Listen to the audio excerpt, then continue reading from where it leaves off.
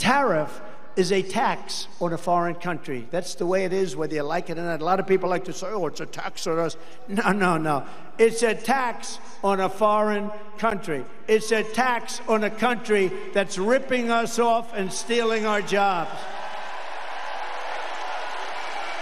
And it's a tax that doesn't affect our country.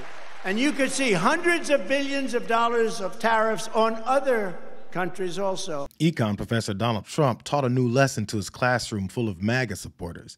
The takeaway was that up is down, left is right, and his tariffs aren't paid by American consumers. There were a whole bunch of these studies, like from really respected people, different political leanings, that basically all found that the tariffs were paid either mostly or entirely by Americans. They were passed along to American businesses and or American consumers. Trump's explanation of what was going on, what would happen here, unsurprisingly, did not actually happen. And Biden actually pointed that out at the time.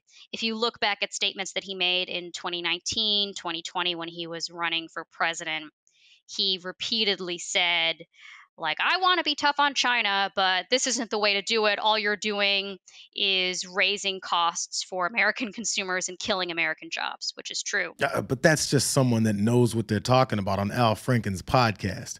It's not like Trump's economic advisor thinks that. The president says China doesn't. China, it pays the tariffs. They may suffer consequences, but it's U.S.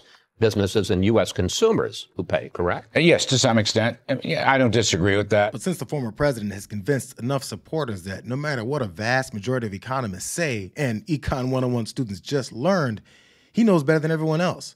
So he sent James David to cover for him. He did impose rounds of tariffs, and it cost Americans nearly $80 billion in new taxes. Do you acknowledge that imposing more tariffs will ultimately cost consumers? Well, what it really does is it penalizes importers from bringing goods outside the country into the country. And I think that's just a necessary thing. We know that China and a number of other countries are using effectively slave labor to undercut the wages of American workers. Donald Trump thinks that has to stop. And again, what Kamala Harris is saying, Kristen, is that if you do this, you're somehow going to cause skyrocketing inflation. In reality, Donald Trump already did it. He brought a lot of jobs back, and it didn't cause inflation. But it caused consumers to pay more. They paid more in taxes, $80 billion worth. Do you acknowledge that consumers ultimately will pay more if there are more tariffs imposed? So economists... Do you just acknowledge that? No, I don't, Kristen, because I think economists really disagree about the effects of tariffs because there can be a dynamic effect, right? So what some economists will say is what you just said, that it will actually raise costs for consumers. But what other people say, and I think the record supports what this other view, is that it causes this dynamic effect where more jobs come into the country.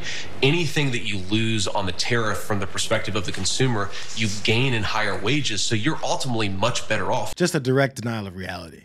It's not the only thing that most economists are saying that the MAGA ticket is denying with no explanation other than because Trump said so. 16 Nobel Prize-winning economists are predicting that a Trump victory would set off what they call an inflation bomb. They say it would cause lasting harm to the global economy. Can we just run through a few of the experts and groups that we're supposed to dismiss in order to believe Trump is smarter than them? We're supposed to reject the knowledge of the National Weather Service and believe Trump's Sharpie. We should plug our ears when infectious disease experts give guidance and ingest some disinfectants instead. We should turn our backs on the over 60 court cases that looked at evidence and found that there was no fraud in the 2020 election, and instead believe the guy that lost. And now we should ignore economists that are revealing the well-known fact that tariffs are mostly paid by businesses and consumers, all because one guy said so. A tariff is a tax on a foreign country. That's the way it is, whether you like it or not. And whether he likes it or not, successes in the stock market and the economy aren't helping his wish that things were going much worse for many Americans. I should tell you that the Dow hit an all-time intraday high today. At the moment, you're standing at 41,339. It's up 164 points. I don't even like when politicians cite the stock market successes and failures as the only standard for a thriving economy, as many people don't have a stake in that game. But unsurprisingly, Trump surrogates have predictable excuses for that inconvenient stat, too. You have every right to say that she was part of this administration whose record you criticize, and obviously some of it is unpopular. Don't they also get credit for things that are positive? For example, the record-breaking stock market, the Dow breaking 41,000 on Friday.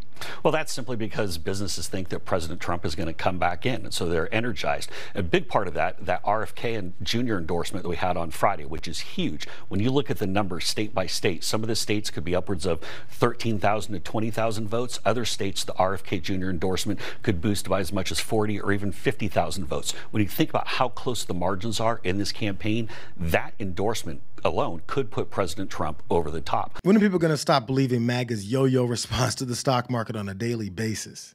Oh, businesses are thinking Trump will come back. And when they heard that RFK Jr. sold his endorsement to Trump, they got ecstatic. But for some reason, when stocks took a hit, it was Vice President Harris's fault, not businesses thinking that Trump would be back. They're enjoying the thoughtless head nodding that they cultivated in their supporters, who are willing to believe Trump creates sunshine and whoever his opponent is makes thunderstorms. Because when the market recovered, Fox News and Donald Trump weren't testing their latest Kamala-themed headlines as the reason for it. Donald Trump thinks that we should trust him on the economy because he claims to be very rich. But take it from an actual billionaire. Trump is rich in only one thing: stupidity. Aside from the billionaire measuring contest, it does make you wonder why more people won't just glance at Trump's track record on his business ventures and bankruptcy history that he's openly bragged about, as an indication of just how little he knows. That, in addition to his cartoonish propaganda that's completely detached from real life. Virtually 100% of the net job creation in the last year has gone to migrants. You know that? Most of the job creation has gone to migrants. In fact, I've heard that substantially more than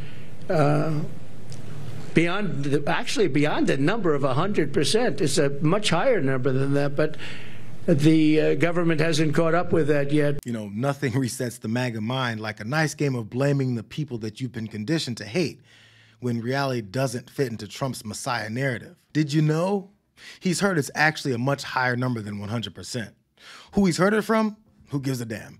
Can there be more than 100% of jobs going to a group of people? No, but Trump said it, so suddenly it can. Does his childish fear-mongering make any damn sense when he also announced in that very same press conference that he plans on allowing a lot of people to come in to do low-wage labor for farmers? Basically, we're going to drill, baby, drill. We're going to get the energy prices down almost immediately, and we're going to close the border, and we're going to get the crooked ones out, the bad ones out, and we're going to let a lot of people come in, because we need more people, especially with AI coming and all of the different things, and the farmers need, everybody needs. But we're going to make sure that they're not murderers, killers, drug dealers, and the kind of people that we have largely coming in right now. Forget China's slave labor.